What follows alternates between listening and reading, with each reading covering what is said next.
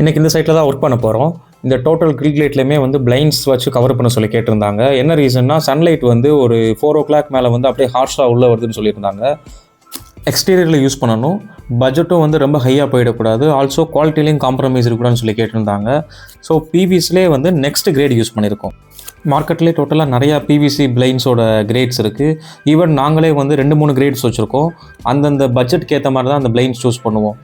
Okay, இப்போ 2 பிளைண்டுமே install பண்ணியிருக்கோம். ஏன்னா சிங்கிள் பிளைண்ட் வந்து இவ்வளோ பெரிய வித்துக்கு யூஸ் பண்ண முடியாது. ஸோ 2 ஸ்ப்ளிட்டாக பிரித்து யூஸ் பண்ணியிருக்கோம். ரெண்டுமே வந்து சென்டரில் ஈவனாக மூவ் ஆகும். அந்த டயலுக்கும் அந்த பிளைண்டோட கலர்ஸுக்கும் பாருங்கள், நல்லா நீட்டாக இருக்கும்.